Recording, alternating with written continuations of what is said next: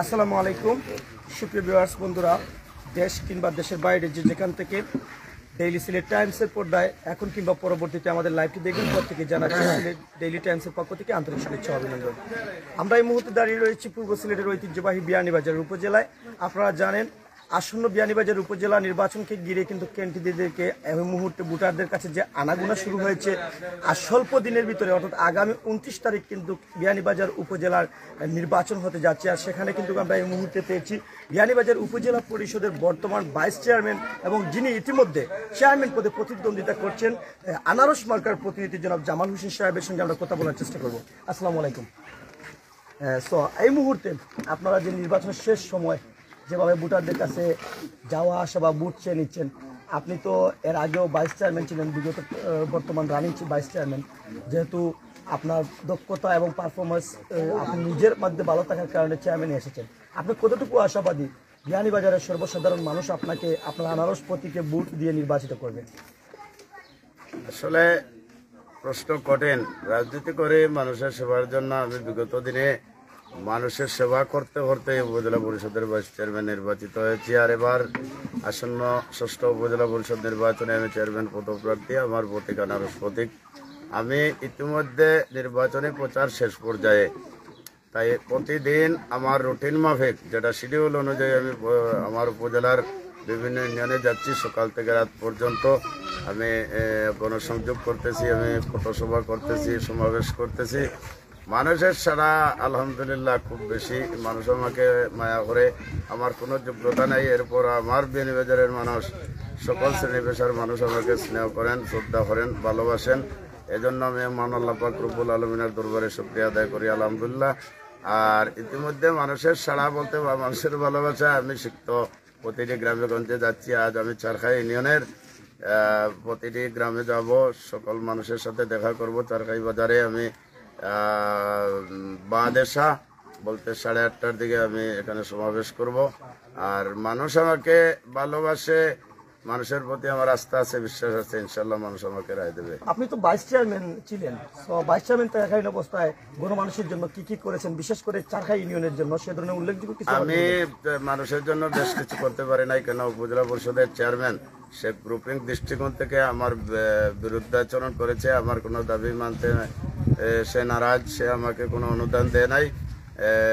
তার হিংস্র মনোভাব এবং গ্রুপিং চিন্তাধারায় আমি আসলে সেখানে বঞ্চিত।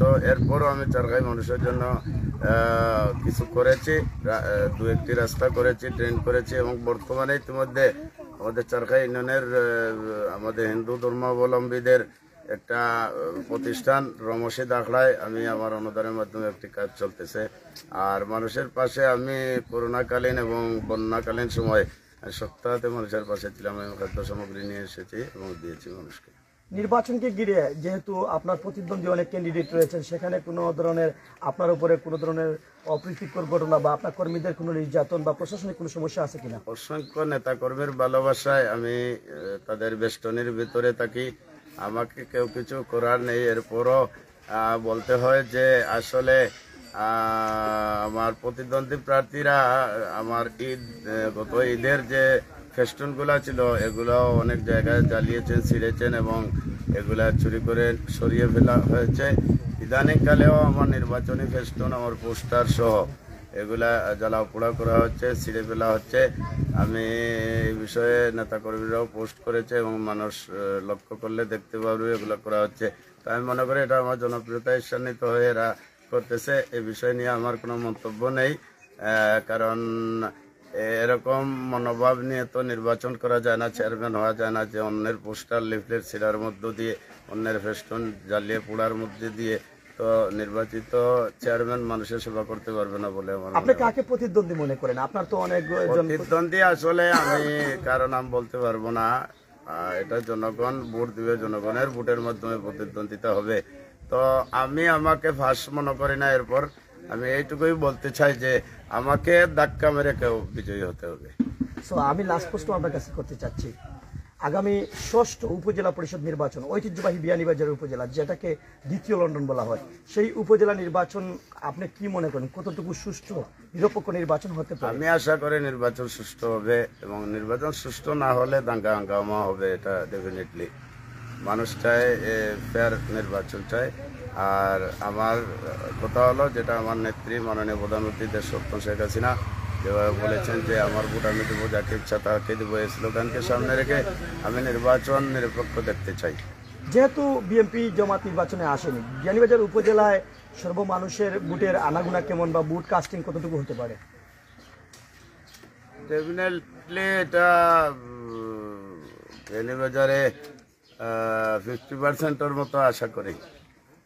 বিএনপি জামাতের কোনো ধরনের অশৃঙ্খলা বা বিশৃঙ্খলা হতে পারে কিনা? বিএনপি জামাত যদিও নেতা চিহ্নিত নেতা কর্মীরা আসবে না, কিন্তু সাধারণ তারা যারা তাদের সাধারণ সমর্থক তারা আসবে। তারা এসে কাকে ভোট দিতে পারে? যেহেতু কাকে দিতে আশাবাদী, আমাকেও দিতে পারে। কেননা আমি বিগত দিনে জামাত বিএনপির কারোর সাথে আমার কোনো সংঘাত সংঘর্ষ হয় নাই, আমি কাউকে গালিগালাজও করি নাই। আমি জনপ্রতিনিধি হিসাবে সবাইকে নিয়েই চলেছি। আপনাকে অসংখ্য ধন্যবাদ আমাদের সিলেট ডেইলি টাইমসের পক্ষ থেকে। এবং বিশেষ করে আমরা শেষ প্রশ্নটুকু আপনার কাছে জানতে চাচ্ছি যে আপনি যদি নির্বাচিত হন, যেহেতু আপনি একজন ক্রীড়াবিদ, ক্রীড়া অঙ্গনের সাথে আপনার সবসময় সম্পর্কিত, ক্রীড়া উন্নয়নের জন্য আপনি কি করবেন? আমি ইতিমধ্যে উপজেলা থেকে একটা স্কিম ক্রীড়া সামগ্রী বিতরণ করেছি গত মাসেই। এটা ক্রিকেট, ব্যাট বল এবং আমি ফুটবল জার্সি শো এবং আমরা ভলিবলের নেট শো, বল, এগুলো আমি বিতরণ করেছি অসংখ্য ক্লাবের মধ্য দিয়ে। আমি ক্রীড়াঙ্গনের উন্নতি চাই। আমাদের বিয়ানীবাজারে যারা আমাদের নতুন প্রজন্ম, তারা খেলাধুলার মাধ্যমে এই এলাকাকে সুন্দর করবে, এগিয়ে নিয়ে যাবে এবং স্মার্ট বাংলাদেশ গড়ে তুলবে। স্মার্ট বাংলাদেশের অংশ হিসেবে বিয়ানীবাজারকেও গড়ে তুলবে। এই আশা প্রত্যাশা রেখে আমি বলতে চাই যে আমি নির্বাচিত হলে শিক্ষা, সংস্কৃতি, খেলাধুলা, আমাদের মসজিদ মন্দির সহ রাস্তাঘাট সবগুলোর উন্নয়ন হবে। চারখাইবাসীর একটি প্রশ্ন আমাকে বলেছেন চারখাই মানুষেরা, যে চারখাই ইউনিয়নের অনেক জনসাধারণ রয়েছে এবং অনেক ক্রীড়াবিদ রয়েছে, একটি সরকারি কোনো খেলার মাঠ নেই। সে উদ্যোগে তারা বিগত কয়েক বছর ধরে বা কয়েক যুগ থেকে তারা সেই একটি মাঠের আশা এবং ভালোবাসায় রয়েছে, কারো ভালোবাসা থেকে এ ধরনের কোনো সুযোগ পায়নি। আপনি নির্বাচিত হলে চারখাইবাসীর জন্য কি কোনো ফুটবলের মিনি স্টেডিয়াম কিংবা নর্মাল কোনো খেলার মাঠের সুবিধা করতে পারে? জনবহুল ঐতিহ্যবাহী চারখাই ইউনিয়নে খেলার মাঠ অবশ্যই প্রয়োজন। এখানে আমি নির্বাচিত হলে পরে এই মাঠের বিষয়ে আমি অবগত আছি।